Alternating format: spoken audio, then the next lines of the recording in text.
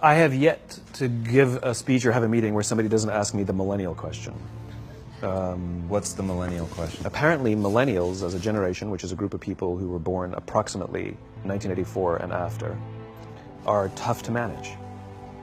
And they're accused of being entitled and narcissistic, and self-interested, unfocused, lazy. But entitled is the big one. And because they confound leadership so much, what's happening is leaders are asking the millennials, what do you want? And millennials are saying, we want to work in a place with purpose, love that. We want to make an impact, you know, whatever that means. We want free food and beanbags. And so somebody articulates some sort of purpose, there's lots of free food and there's beanbags, and yet for some reason, they're still not happy. And that's because they're missing. There's a missing piece. What I've learned is that I can break it down into four pieces. Right? There are four things, four characteristics. One is parenting. The other one is technology. The third is impatience, and the fourth is environment. The generation that we call the millennials, too many of them grew up subject to, not my words, failed parenting strategies. Where, for example, they were told that they were special all the time. They were told that they could have anything they want in life, just because they want it. Some of them got into honors classes, not because they deserved it, but because their parents complained. And some of them got A's, not because they earned them, but because the teachers didn't want to deal with the parents. Some kids got participation medals. You got a medal for coming in last, right? Which the science we know is pretty clear, which is it devalues the medal and the reward for those who actually work hard, and it actually makes the person who comes in last feel embarrassed because they know they didn't deserve it, so it actually makes them feel worse, right? So you take this group of people, and they graduate school, and they get a job, and they're thrust into the real world, and in an instant, they find out they're not special, their moms can't get them a promotion, that you get nothing for coming in last, and by the way, you can't just have it because you want it. And in an instant, their entire self-image is shattered. And so you have an entire generation that's growing up with lower self-esteem than previous generations. The other problem, to compound it, is we're growing up in a Facebook, Instagram world. In other words, we're good at putting filters on things. We're good at showing people that life is amazing even though I'm depressed. And so everybody sounds tough, and everybody sounds like they got it all figured out. And the reality is there's very little toughness, and most people don't have it figured out. And so when the more senior people say, well, what should we do? They sound like, this is what you got to do. And they have no clue. Right? So you have an entire generation growing up with lower self-esteem than previous generations, right? Through no fault of their own. Through no fault of their own, right? They were dealt a bad hand.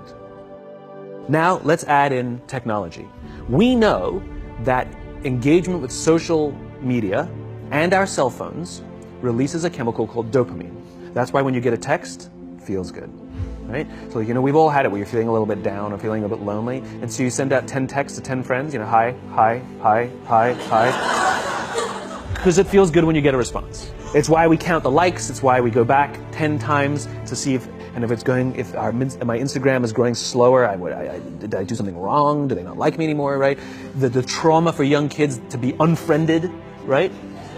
Because we know when you get a hit of dopamine, which feels good. It's why we like it, it's why we keep going back to it. Dopamine is the exact same chemical that makes us feel good when we smoke, when we drink, and when we gamble.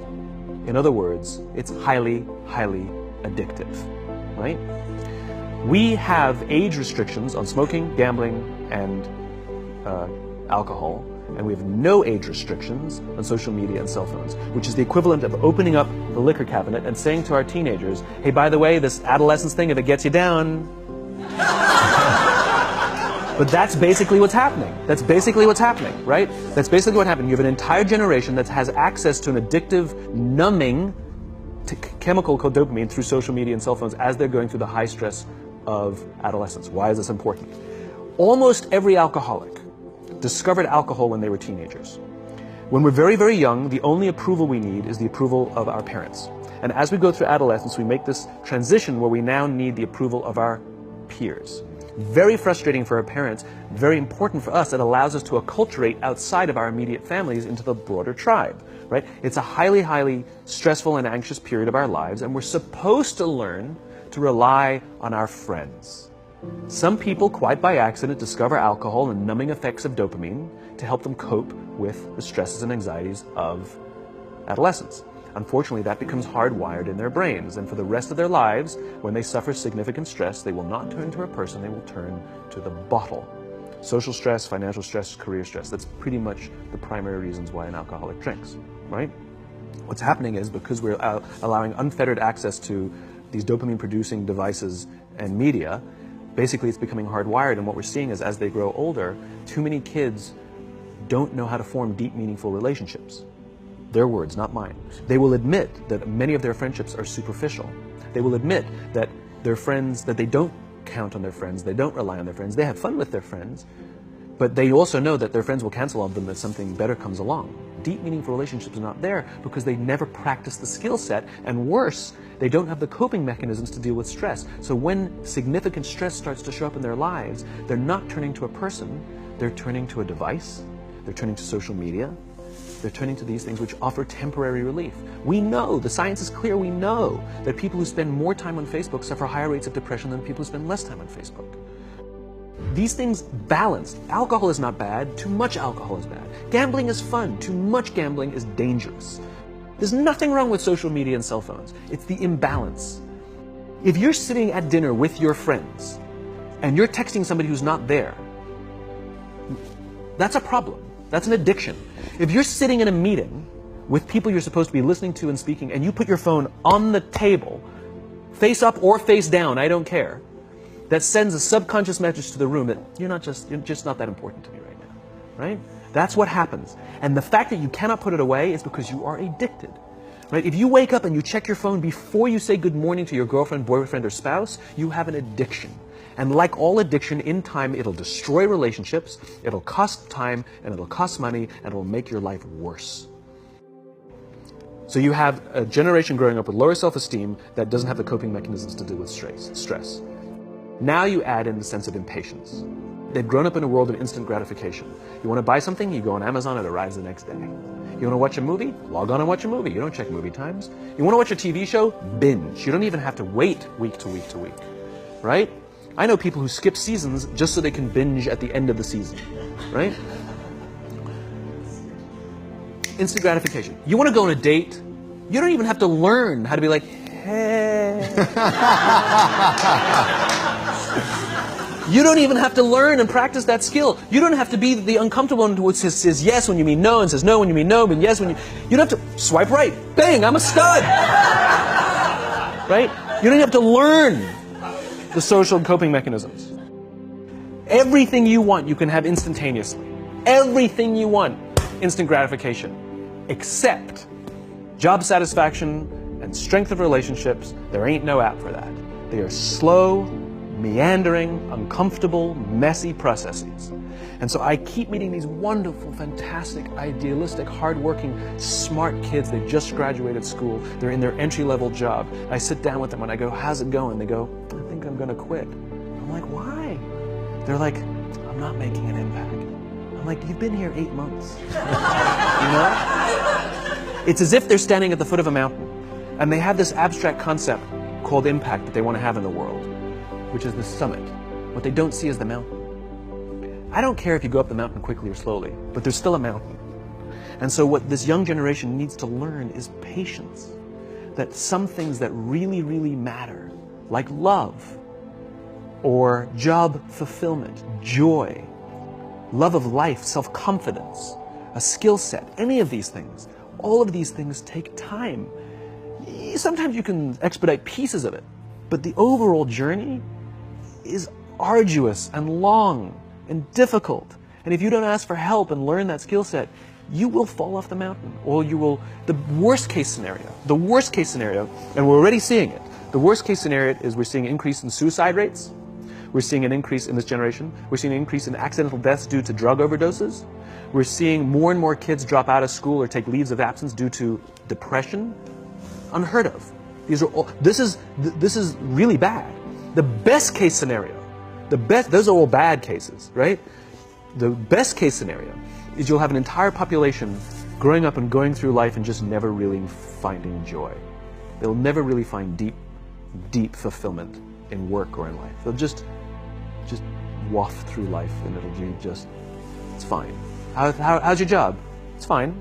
The same as yesterday. How's your relationship? It's fine. Like that's the best case scenario. Which leads me to the fourth point, which is environment. Which is we're taking this amazing group of young, fantastic kids who were just dealt a bad hand. It's no fault of their own. And we put them in corporate environments that care more about the numbers than they do about the kids. They care more about the short-term gains than the long-term life of this young human being. We care more about the year than the lifetime, right? And so we are putting them in corporate environments that aren't helping them build their confidence, that aren't helping them learn the skills of cooperation, that aren't helping them overcome the challenges of a digital world and finding more balance, that isn't helping them overcome the need to have instant gratification and teach them the joys and impact and the fulfillment you get from working hard on something for a long time that cannot be done in a month or even in a year. And so we're thrusting to them in corporate environments, and the worst part about it is they think it's them. They blame themselves. They think it's them who can't deal. And so it makes it all worse. It's not. I'm here to tell them it's not them. It's the corporations, it's the corporate environments, it's the total lack of good leadership in our world today that is making them feel the way they do. They were dealt a bad hand, and I hate to say it, but it's the company's responsibility. Sucks to be you, like we have no choice, right? This is what we got, and I wish that society and their parents did a better job. They didn't. So we're getting them in our companies, and we now have to pick up the slack. We have to work extra hard to figure out the ways that we build their confidence. We have to work extra hard to find ways to teach them the social skills that they're missing out on. There should be no cell phones in conference rooms. None. Zero.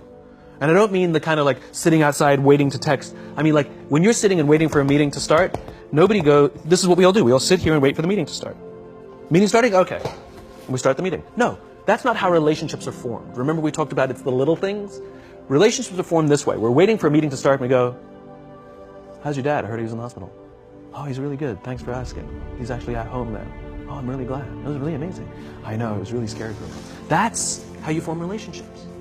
Hey, did you ever get that report done? Oh my God, no, I didn't. I'll help you out. Can I help you out with that? Really?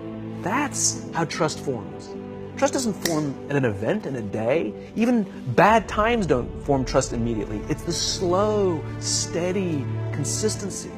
And we have to create mechanisms where we allow for those little innocuous interactions to happen. But when we allow cell phones in conference rooms, we just, okay, have the meeting. And then my favorite is like when there's a cell phone there and you go like this, you go. It rings and you go.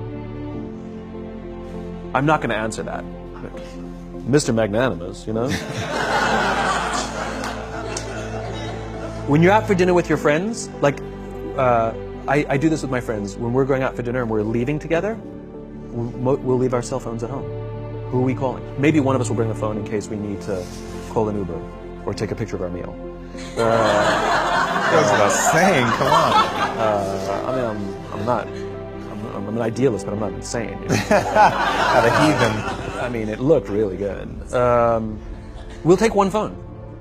And so it's like an alcoholic. The reason you take the alcohol out of the house is because we cannot trust our willpower. We're just not strong enough. But when you remove the temptation, it actually makes it a lot easier. And so when you just say, don't check your phone, people literally will go like this. And somebody will go to the bathroom, and what's the first thing we do? Because I wouldn't want to look around the restaurant for a minute and a half.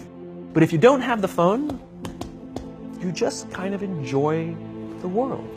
And that's where ideas happen. The constant engagement is not where you have innovation and ideas. Ideas happen when our minds wander and we go, and you see something, I think I could do that.